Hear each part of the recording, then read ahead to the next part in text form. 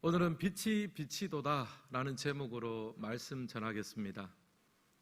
과의불개, 2022년 한국 사회를 표현한 사자성어로 교수신문에 선정이 되었습니다. 이 과의불개라는 사자성어의 뜻은요, 잘못을 하고도 고치지 않는다 라는 의미입니다. 과의불개를 2022년 사자성어로 추천한 박현모 교수는 다음과 같이 설명을 했습니다. 여당이나 야당이나 할 것 없이 잘못이 드러나면 다 남 탓만 하고 도무지 자신의 잘못을 고칠 생각을 하지 않는다는 답답함에서 이 말을 추천했습니다 라고 했습니다. 정치권에 대한 강한 불신을 나타내는 말이죠. 하지만 동시에 암울한 우리 사회의 단면을 나타내는 말이기도 합니다. 2017년 서울시 여성가족재단은 서울시민 1,100명에게 설문조사를 했습니다. 다른 사람에게 가장 듣고 싶은 말이 무엇입니까? 질문을 했습니다. 여러분은 다른 사람들에게 어떤 말을 가장 듣고 싶으십니까? 서울시민이 뽑은 1위는 뭐냐 하면은 사랑해 였습니다. 다른 사람에게 사랑한다는 말을 듣고 싶다는 거죠. 2위는 수고했어요 라는 말 듣고 싶고요.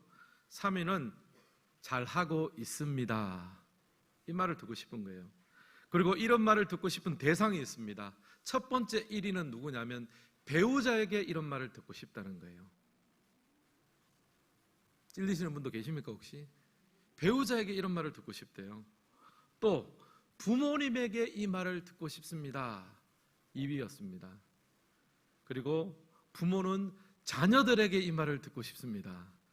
사실 우리가 잘 표현을 안 하고 사나 봅니다.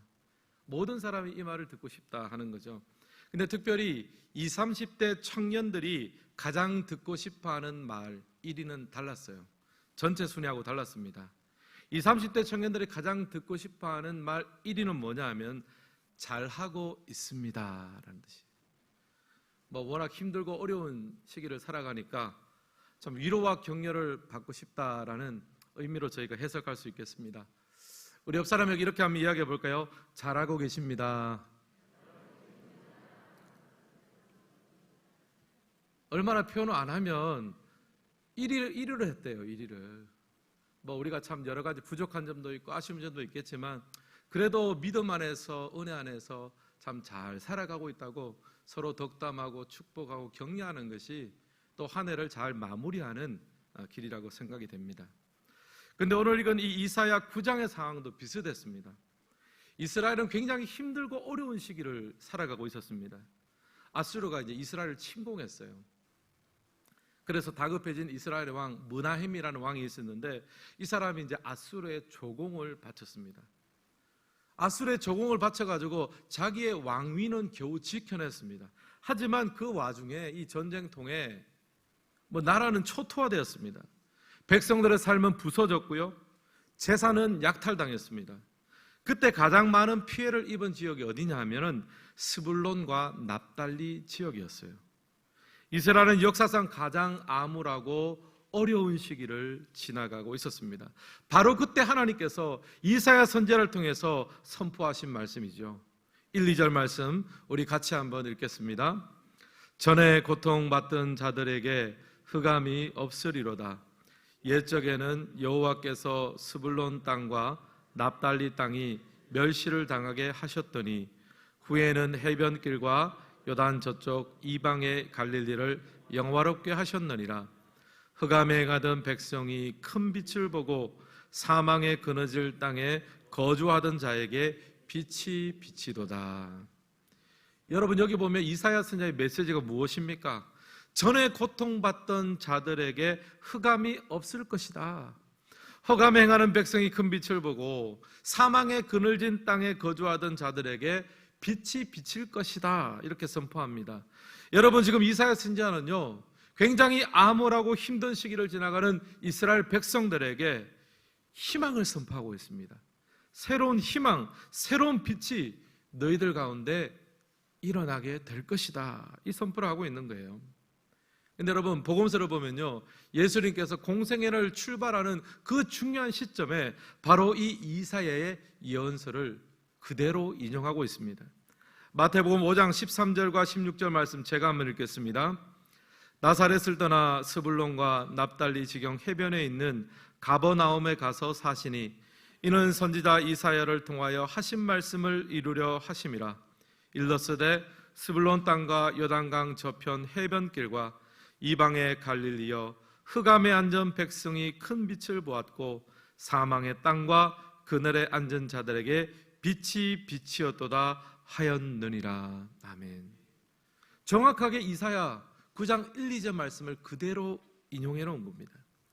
이사야가 말하는 그 흑암 가운데 하나님께서 밝은 큰 빛을 주시겠다고 약속하신 말씀이 누구에게서 이루어졌다는 겁니까? 바로 예수님을 통해서 이루어졌다는 말입니다. 사랑하는 성도 여러분, 오늘 성탄절입니다. 흑암 가운데 행하던 백성들에게 빛이 비추었던 것처럼 예수님의 탄생이 우리 인생의 암울한 곳, 그늘진 곳을 밝히는 큰 빛이 되시기를 주님의 이름으로 축복합니다. 저는 이런 관점에서 오늘 말씀을 살펴보면서 우리 인생의 빛으로 오신 예수님을 만날 때 주시는 은혜에 대해서 두 가지로 한번 정리해 보았습니다. 첫 번째, 빛으로 오신 예수님을 만날 때요, 자신의 과거에 얽매이지 않게 되는 은혜를 누립니다. 우리 1번 같이 한번 읽겠습니다. 자신의 과거에 얽매이지 않게 됩니다. 우리 1절 말씀도 함께 읽겠습니다. 전에 고통받던 자들에게는 흑암이 없으리로다. 옛적에는 여호와께서 스불론 땅과 납달리 땅이 멸시를 당하게 하셨더니 후에는 해변길과 요단 저쪽 이방의 갈릴리를 영화롭게 하셨느니라. 아멘. 여기 보면요, 전에 고통받던 자들에게 흑암이 없을 것이라고 합니다. 지금 이제 아수르를 통해서 고통과 치욕을 당했는데요, 그것을 과거형으로 선포합니다. 전에는, 옛적에는 다 과거형입니다. 아무리 힘들고 어려운 일이 있어도 하나님께서 새 빛을 비추어 주시면, 하나님께서 위로해 주시고 은혜를 주시면 그 과거의 아픔과 상처를 잊어버리고 그 자리에 주저앉지 않고 툴툴 털고 일어날 수 있다라는 새로운 소망을 허락해 주셨습니다. 여러분, 구약 성경에 보면 모세가 나오죠. 모세는 이스라엘 백성들을 구원한 지도자였습니다. 하지만 이전의 모습을 보면 또 완전히 다른 모습입니다. 그런 동족을 죽인 살인자였습니다. 지명 수배자가 되어서 바로왕에게 쫓기는 신세였습니다. 그런데 주님의 부르심을 입고 나서 어떻게 변했습니까? 출애굽을 이끈 지도자가 되었습니다. 하나님 앞에 서면요, 우리에게 있는 연약함과 실수와 과거는 우리를 얽매는 것이 아니라 앞으로 나아가게 만드는 오히려 계기가 되는 거예요. 예수님도 마찬가지입니다. 요한복음 9장 5절에서 8절 말씀 우리 같이 한번 읽겠습니다. 내가 세상에 있는 동안에는 세상의 빛이로다. 이르시되 실로암 못에 가서 씻으라 하시니 이에 가서 씻고 밝은 눈으로 왔더라. 이웃 사람들과 전에 그가 거리는 것을 보았던 사람들이 이르되 이는 앉아서 구걸하던 자가 아니냐. 여기 보면 두 가지 시각이 달라요. 첫 번째 시각은 예수님의 시각입니다. 시각장애인을 고쳐주었습니다. 실로암에 가서 씻으라. 씻고 났더니 실제로 나았습니다. 근데 여러분, 다른 사람들의 반응을 보세요. 어떻게 합니까? 이 사람은 거린이 아니냐. 전에 눈이 보이지 않아서 앉아서 구걸하던 사람이 아니냐. 과거의 시선에, 과거의 생각에 여전히 사로잡혀 있는 거예요. 사랑하는 성도 여러분, 우리의 삶을 돌아보면요, 여전히 과거의 시선, 과거의 생각에 사로잡혀 있는 경우가 참 많이 있습니다. 옛날에 내가 얼마나 잘 나갔는 줄 아나? 옛날에 내가 얼마나 많은 내가 돈을 벌고 그렇게 썼는 줄 아나? 과거에 사로잡힌 경우가 있어요. 또 어떤 분은 옛날에 내가 얼마나 공부를 잘했는 줄 아나? 하면서 과거에 내가 그 20대 한 시점 몇 년 정도 공부 살짝 잘한 거 가지고 평생을 그냥 생각하는 사람도 있습니다. 또 이것도 저것도 없으면 내가 어렸을 때 얼마나 예뻤는 줄 아나? 이러면서 이제 하여튼 과거에 붙들려서 사는 경우가 많습니다. 여러분, 과거에 그렇게 붙들려 있으면요, 현재에 충실할 수 없습니다. 미래로 나아갈 수가 없어요. 여러분, 한국교회도 마찬가지입니다. 요즘 한국교회 부흥이 좀 정체되고 어려움을 겪고 있습니다. 그러니까 발생하는 게 뭐냐 하면 책임론입니다. 한국교회가 이 상황이 된 것 도대체 누구의 책임이란 말인가? 목회자들은 평신도들에게 책임을 묻죠. 왜 그렇게 세속적으로 사느냐? 또 평신도들은 목회자들에게 책임을 묻습니다. 목회 좀 똑바로 해서 제대로 이렇게 교회를 세우지. 또 자녀 세대들은 부모 세대에게 책임을 묻습니다. 왜 신앙의 본을 제대로 보여주지 못했습니까? 부모 세대는 또 할 말이 없겠습니까? 자녀 세대를 보면서 예배라도 좀 똑바로 드리지. 뭐 이렇게 서로 책임을 전가하면서 과거에서 벗어나지 못하고 있는 거예요. 사랑하는 성도 여러분, 여러분은 어떤 과거에 얽매여 있습니까? 과거에 어떤 연약함과 실수와 과거가 있으십니까? 여러분, 여전히 그 허물에, 그 과거에 매여 있다면요, 여러분, 우리는 앞으로 나아갈 수가 없습니다. 여러분, 성도의 소망이 무엇입니까? 빛으로 오신 예수님 한 분만이 우리의 구원자요 치료자이며 능력이 되는 줄 믿습니다. 그 예수님을 바라보고 그 예수님께 집중할 때 우리는 과거에서 벗어나 이전의 상처와 연약함에서 벗어나 하나님의 은혜 가운데 나아갈 수가 있는 거예요. 어떤 작가가 나이 들매 유익에 대해서 글을 써놓은 것을 제가 읽었습니다. 굉장히 공감이 가더라고요. 제가 잠시 한번 옮겨드리겠습니다. 한번 들어보십시오. 나이를 먹어서 젊을 때보다 편해 죽거나 싶은 일들이 의외로 많습니다. 나이가 들어 잘 보이지 않게 되는 것은 하나님만 바라보고 살라는 것입니다. 귀가 잘 들리지 않는 것은 필요 없는 소리는 듣지 말고 하나님의 말씀만 듣고 살라는 것이고요. 정신이 깜빡깜빡하는 것은 나에게 상처 준 사람을 다 기억하지 말고 맘 편히 먹고 살라는 하나님의 축복입니다. 여러분, 공감이 좀 가십니까? 사실 눈이 안 보이면 얼마나 불편해요. 귀가 안 들리면 너무너무 답답하잖아요. 그러나 믿음의 눈으로 보면 내 불편함과 약점과 과거가 내 삶을 올가매는 올무가 아니라 오히려 그곳에서 하나님의 은혜에 더 집중할 수 있게 만드는 수단과 통로로 우리가 바라볼 수 있습니다. 사실 요즘 많은 학생들과 젊은이들이 미래를 준비하고 있습니다. 진학의 문을 두드리고 또 취업을 준비합니다. 그 중에 어떤 학생들, 어떤 젊은이들은 원하는 것을 구하기도 합니다. 하지만 또 상당수의 사람들은 자신이 원하는 결과를 얻지 못해요. 여러분, 그러면 얼마나 답답하겠습니까? 수년간 준비하고 애썼던 그 시간들을 생각을 하면 낙심이 될 수밖에 없어요. 하지만 여러분, 우리가 꼭 생각해야 될 것이 있습니다. 오늘 우리가 흘리는 이 눈물은 우리 인생의 끝이 아닙니다. 성도의 인생은 공허함으로 끝나지 않습니다. 여러분, 결과 때문에 너무 자책하지 마세요. 내가 조금 더 잘할 걸, 여러분, 우리가 조금 더 잘한다고 해서 결과가 어떻게 된다는 것, 여러분, 그 결과는 우리의 손에 달린 것이 아닙니다. 언젠가 주님께서 우리의 삶에 빛을 비추어 주시면 우리가 깨닫게 될 거예요. 이 모든 시간, 이 모든 경험 중에 내가 버릴 것이 하나도 없구나. 하나님은 내게 필요한 것을 주셨구나. 나는 내가 원하는 것을 구했지만 하나님은 내게 꼭 필요한 것을 주셨다. 여러분, 고백하게 되실 거예요. 이 사실을 깨달을 때 여러분, 우리는 더 이상 과거와 실패와 내 허물에 발목 잡혀 사는 인생에서 벗어날 수가 있습니다. 그러므로 여러분, 이렇게 믿음으로 고백하시기를 바랍니다. 나는 더 이상 흑암 가운데 있는 납달리 인생이 아닙니다. 나는 더 이상 멸시받던 스불론과 같은 인생이 아닙니다. 나는 하나님의 존귀한 아들이며 하나님의 사랑받는 딸입니다. 여러분 인생에 이 말씀의 빛이 비추어지기를 주님의 이름으로 축복합니다. 그럴 때 우리를 묶고 있던 그 속박과 모든 것이 풀려지게 됩니다. 두 번째로, 빛으로 오신 예수님을 만날 때 우리가 누리는 은혜는요, 하나님이 이루실 일을 바라보게 된다는 사실입니다. 2번 함께 읽겠습니다. 하나님이 이루실 일을 바라보게 됩니다. 우리 이사야 9장 7절 말씀도 함께 읽겠습니다. 그 정사와 평강의 더함이 무궁하며 또 다윗의 왕자와 그의 나라에 군림하여 그 나라를 굳게 세우고 지금 이후로 영원히 정의와 공의로 그것을 보존하실 것이라. 만군의 여호와의 열심히 이를 이루시리라. 아멘.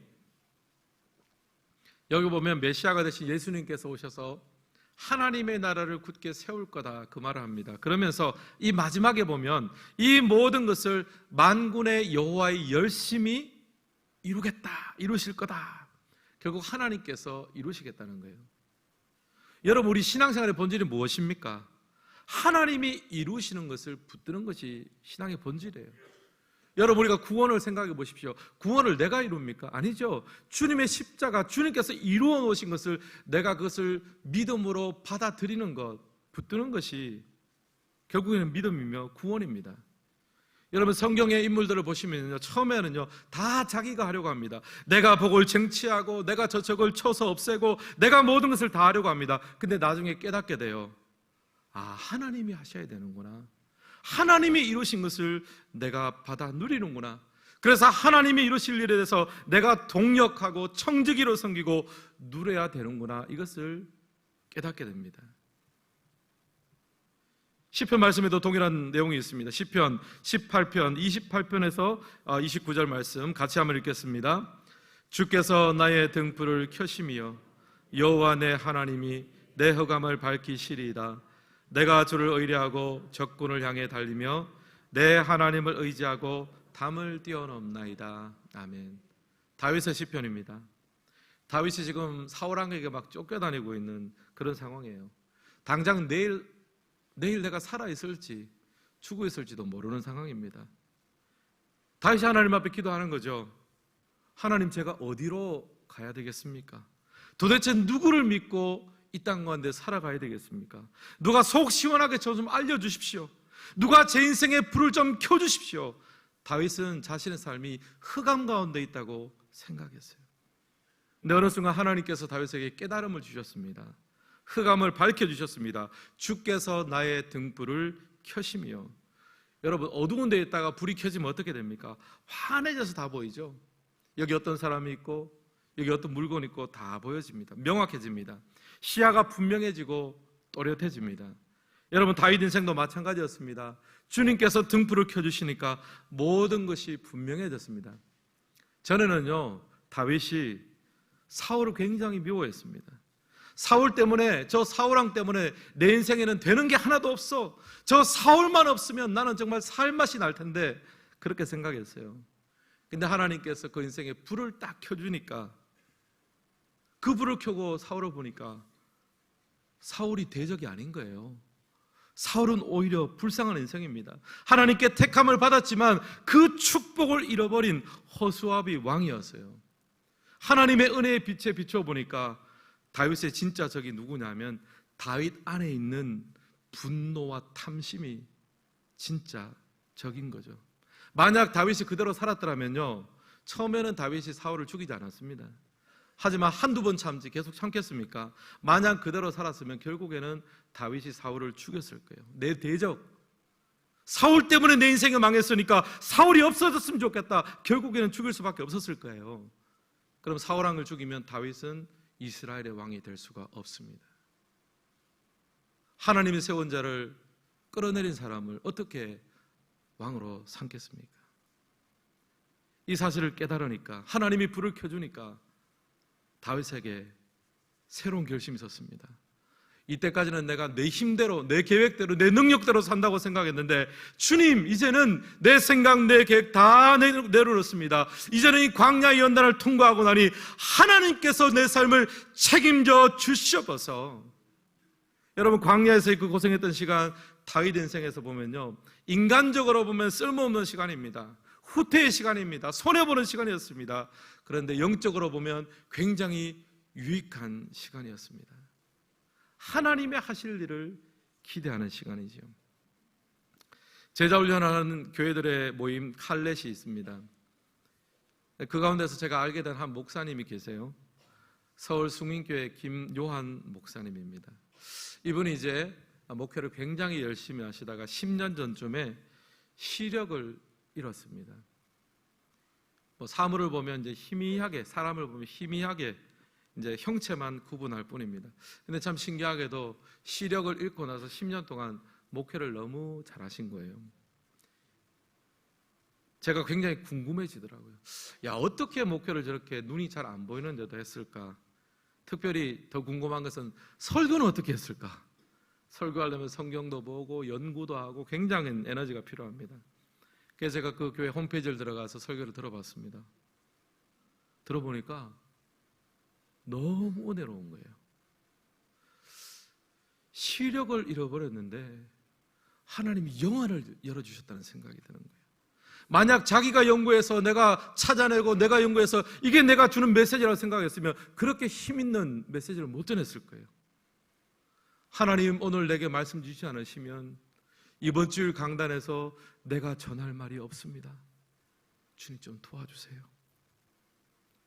말씀의 힘으로, 하나님의 힘으로 설교하는 것 같았습니다. 근데 여러분, 그 시간이 오기까지 얼마나 힘들었을까요?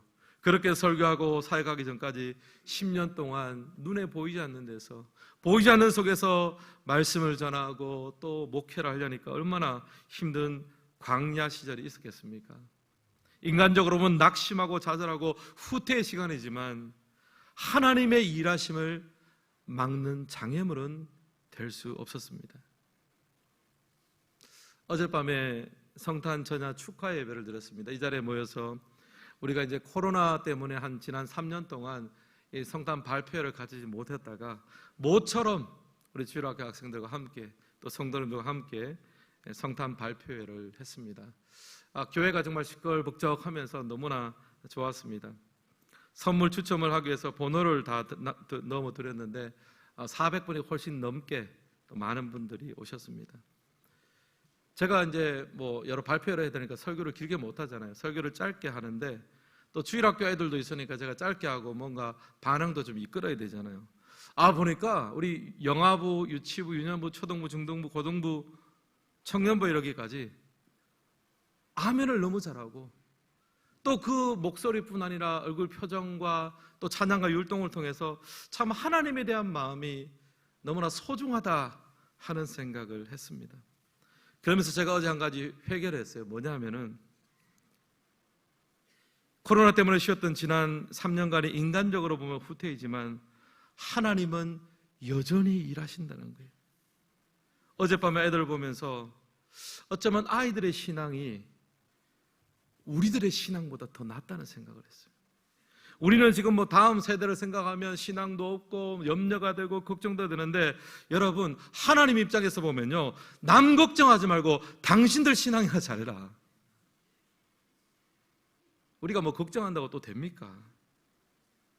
물론 자녀 세대의 신앙을 위해서 우리가 애를 쓰고 준비해야 됩니다.